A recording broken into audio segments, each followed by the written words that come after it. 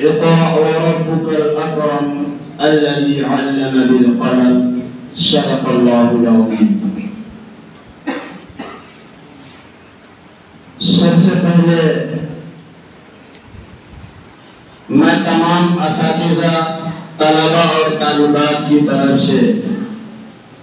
میں اپنے مہمان مکرم قاضی شہر حضرت مولانا مفتی و قاضی عتیق اللہ رحمانی مدد اللہ العالی کا دل کی گہرائیوں سے شکر گزار ہوں اور مبارکبادی پیش کرتا ہوں کہ ہمارے اس ادارے کے بانی و محتمین اور روح رواں قاری حنیف ثانی ہندوستان سیمانچل ہی نہیں بلکہ ہندوستان کے مایہ ناز خطیب، اور میں 2003 سے درس و تدریس میں لگا ہوا ہوں۔ 2001 میں میری فراغت دارالعلوم دیوبند سے ہے۔ ہندوستان کے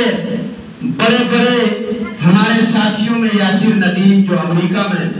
بہت زیادہ دینی خدمات انجام دے رہا ہے، اللہ نے ان کو تعلیمی اس میں گریجویٹ اور انہوں نے پی ایچ ڈی کیا،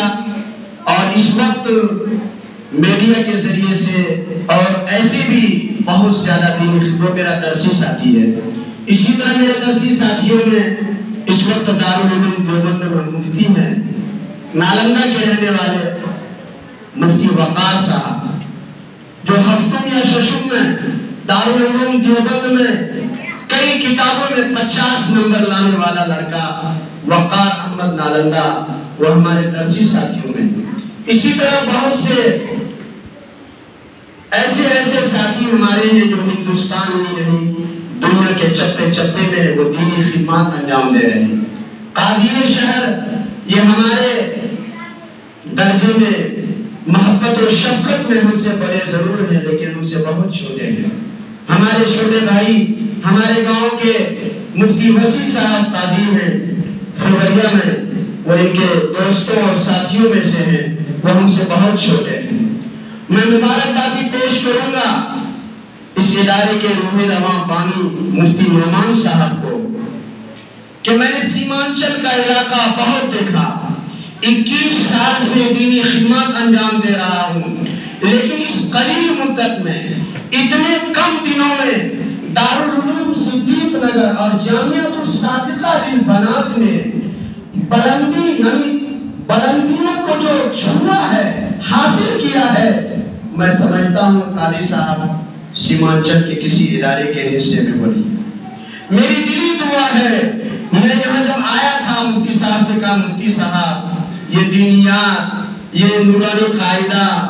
ثواب کے اعتبار سے، نیکی کے اعتبار سے تو بہت اونچا ہے۔ مولانا ارشد مدنی ہمارے اکابر کہا کرتے تھے کہ بخاری پڑھانے والا یہ نہ سوچے کہ میں بڑا ہوں، بڑا تو وہ ہے جو نورانی قاعدہ پڑھاتا ہے، جو بچوں کو ابتدائی تعلیم دیتا ہے۔ لیکن دل میں ایک خواہش تھی، ایک ارمان تھا قاضی صاحب کہ کاش ایسا موقع ملتا کہ ہم بھی درجہ اولیاء کی کتابیں پڑھاتے، درجہ وسطیٰ کی کتابیں پڑھاتے، اس لیے کہ دارالعلوم دیوبند کی سرزمین میں ہم نے جن علموں کو حاصل کیا تھا وہ مٹی میں ملتا جا رہا ہے، وہ زنگ لگ گیا۔ اللہ تعالیٰ مفتی نعمان صاحب جو اس ادارے کے روح رواں ہیں، اللہ ان کے ادارے کو اور ہمارے اس ادارے کو دن دنیا رات چوگنی ترقی عطا فرمائے۔ تمام اساتذہ یہاں مشورے میں یہ بات پاس آئی کہ مولانا واصف صاحب کی جو بات ہے تو مفتی صاحب سے اس سے پہلے بھی اس پر ہونا بھی چاہیے، اور عالمیت کا کورس یہاں باضابطہ شروع ہونا چاہیے۔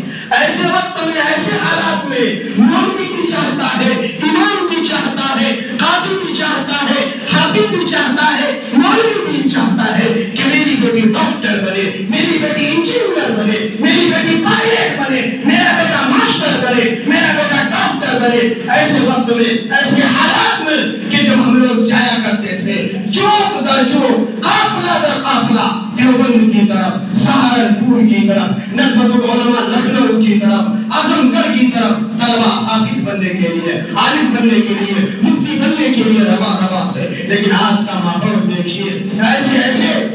امام عالم سب یہ چاہتے ہیں کہ ہم اپنے بچے کو اسکول میں پڑھائیں، ہم اپنے بچے کو انگلش میڈیم میں پڑھائیں، ہم اپنے بچے کو ماسٹر بنائیں، حافظ۔